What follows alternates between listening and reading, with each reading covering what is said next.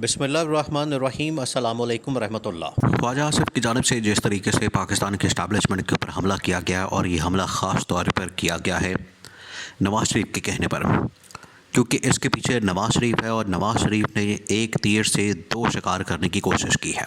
दो शिकार वो इस तरह से कि एक तो इस्टेब्लिशमेंट के ऊपर भी हमला हो जाएगा, इस्टेब्लिशमेंट को भी टारगेट किया जाएगा। दूसरा ये कि इस्टेब्लिशमेंट का प्रेशर आएगा शहबाज शरीफ के ऊपर, तो शहबाज शरीफ की हुकूमत भी डामाडोल हो जाएगी और मैं यहाँ पर पीछे बैठ के दोनों को ख़राब करूँगा, दोनों को तंग करूँगा। लेकिन इसका जो बराह रास्त इफ़ेक्ट पड़ेगा वो पड़ेगा शहबाज हुकूमत के ऊपर, और ये इफ़ेक्ट अब नज़र आना शुरू हो गया है। पहले सफाई होनी है, ये जो मिनिस्टर भर्ती किए गए हैं नून लीग की जानिब से नवाज़ शरीफ के लोग, जिसमें ख्वाजा आसिफ, एहसन इकबाल और इसहाक डार टाइप लोग हैं, इनकी सफाई होनी है और उसके बाद फिर शहबाज शरीफ की छुट्टी होनी है और टाइम हो गया है शुरू। अब ये इंतहाई अहम मामला है, इसको आपने समझना है। देखें, जो इमरान ख़ान आज से तकरीबन को 2-2.5 साल पहले, बल्कि उससे पहले भी बात करता था कि ये जो शरीफ ख़ानदान है और ज़रदारी ख़ानदान है, ये कभी भी नहीं चाहते कि हम फ़ौज की मजबूती की बात करें, फ़ौज की ताकत की बात करें।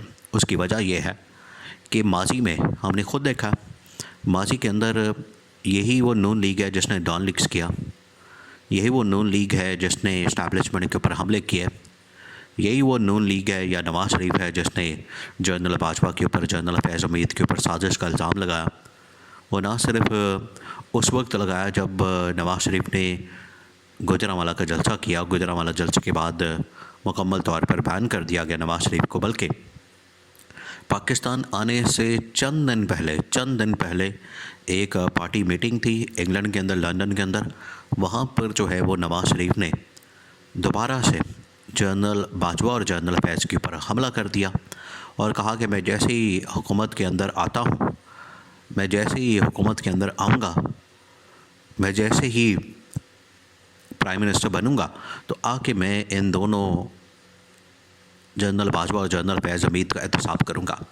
ये बात करनी थी कि शहबाज शरीफ यहाँ से भागे गए और उन्होंने दौड़ने लगाई और उनको समझाया गया कि जाके अपने भाई को समझाएं कि अब आपने रेड लाइन क्रॉस की है। तो उस वक्त ही नवाज़ शरीफ के ऊपर कांटा मार दिया गया था, जो कि बाद में साबित हुआ कि नवाज़ शरीफ वज़ीर-ए-आज़म नहीं बन रहा।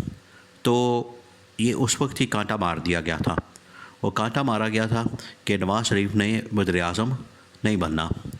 उसके बाद ऑप्शन सेकंड निकाली गई थी शहबाज शरीफ की, लेकिन ये जो हमला किया था वो फिर हमला आज नवाज़ शरीफ की जानिब से दोबारा किया गया है।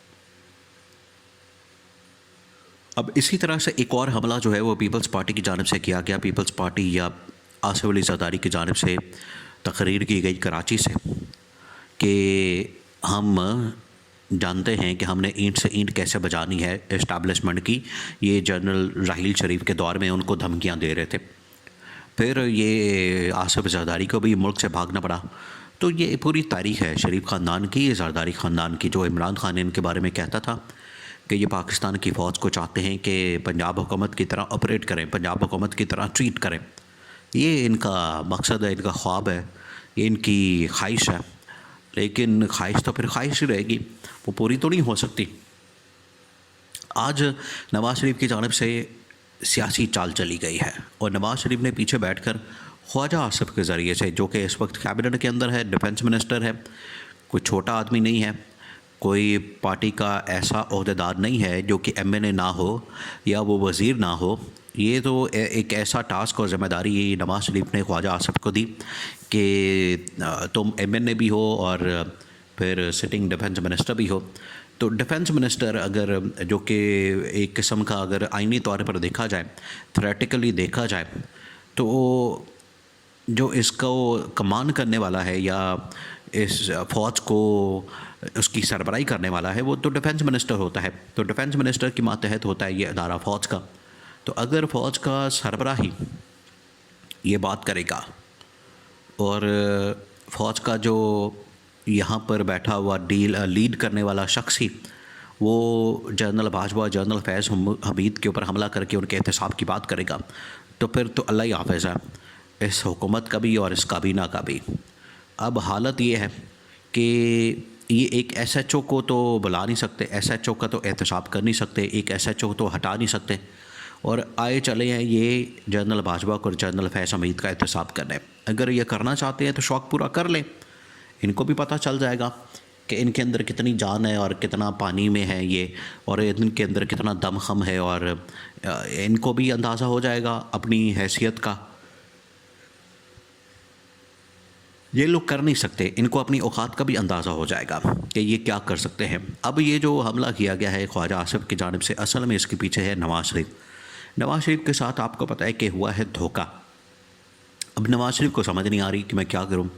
नवाज़ शरीफ दीवारों से टकरे मार रहा है कि मेरे साथ धोखा हो गया, मेरे साथ जो है वो 2 नंबरी हो गई है। इस वजह से उसने ये हमला लॉन्च किया है शहबाज शरीफ के ऊपर और जनरल आसिम के ऊपर। अब इस्टेब्लिशमेंट के अंदर इस हवाले से बड़ी सख्त सोच पाई जाती है और दिन ब दिन इसमें इजाफा हो रहा है। अब इसके आफ्टर शॉक्स आना शुरू हो गए हैं। पहले तो बयान आया, बयान के बाद जो है वो जनरल बाजवा ने डायरेक्ट कॉल कर दी ख्वाजा आसिफ को, और ख्वाजा आसिफ को सबसे पहले तो दी हैं गंदी गालियाँ पड़ी हैं। और ये गंदी गालियाँ जो दी गई हैं, ये ख्वाजा आसिफ ने अब रिकॉर्ड के ऊपर भी बात रख दी है कि बिल्कुल मुझे कॉल आई, मैसेज आया, मुझे वहाँ से कहा गया कि इस बारे में बात नहीं करनी, इस बारे में बोलना नहीं है। तो ख्वाजा आसिफ को ये कहना चाहिए, नाम भी लेना चाहिए अगर हिम्मत है तो, और नाम लेकर फिर बुलाना भी चाहिए अगर उन्होंने अब बात कर दी है। लेकिन पीछे असल में नवाज़ शरीफ बैठ के ये सब कुछ ऑपरेट कर रहा है, चला रहा है, और सिर्फ मकसद ये है कि साजिश करना और इस हुकूमत और इस्टेब्लिशमेंट के दरमियान लड़ाई डलवाना, और उसमें ये किसी हद तक कामयाबी नज़र आती है। और जिस तरीके से शहबाज शरीफ ने नवाज़ शरीफ के साथ धोखा किया है, ये चाहता है कि बिल्कुल इस्टेब्लिशमेंट इसी तरीके से शहबाज शरीफ की हुकूमत के ऊपर हमला कर दें और शहबाज शरीफ की हुकूमत को फारिग कर दें।